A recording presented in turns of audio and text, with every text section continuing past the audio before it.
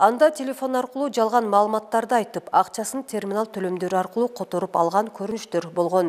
Алардын бири шаардын тургуну Ж. Уулу Н аттуу арыз менен шаардык ички иштер бөлүмүнө кайрылган. Анда 2022 жылдын 9 январ күнү саат 21:43 чамасында арыздануучуга Лалафо тиркемесинен РА атуулдан Hyundai Porter 2 үлгүсүндөгү автоунаасын сатууну айтып, 90 000 сом акчаны терминал аркылуу котортуп алгандыгын билдирген. Бизге бүгүнкү күндө 2 факт катталды мына фактылардан. Ошого биз ушул мекендештерибизге кайрылып кетебиз.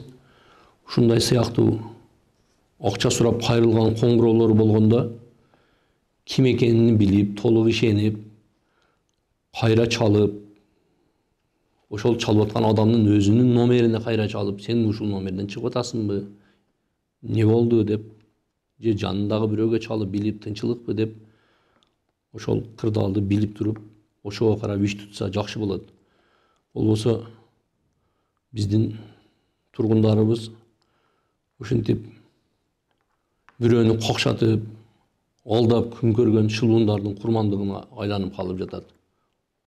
Баткен районунун аймагында мектептерде жаш өспүрүмдөр арасында укук бузуулардын алдын алуу жана коомчулукта болуп жаткан балдарга карата ырайымсыз мамиле, балдарга карата күч колдонуу, зомбулуктун алдын алуу, ошондой эле турмуш шарты оор үй-бүлөлөрдүн балдарына жакындан жардам көрсөтүү максатында иш-чара өткөрүлдү.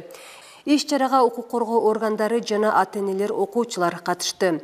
Чогулушта жаш өспүрүмдөрдү тартипке чакыруу менен балдарга карата ырайымсыз мамиле жана зомбулуктун алдын алууга карата ата-энелерге түшүндүрүү иштери жүргүзүлүп, мектеп, ата-эне, коомчулук биргелешип иш алып баруу жагы каралды. Мындай профилактика иштерин жүргүзүү Баткен районунун прокуратурасы тарабынан демилгеленип, 2022 жылдын февраль-март айы ичинде Баткен районундагы бардык мектептерин кыдырып чыгуу боюнча график түзүлдү.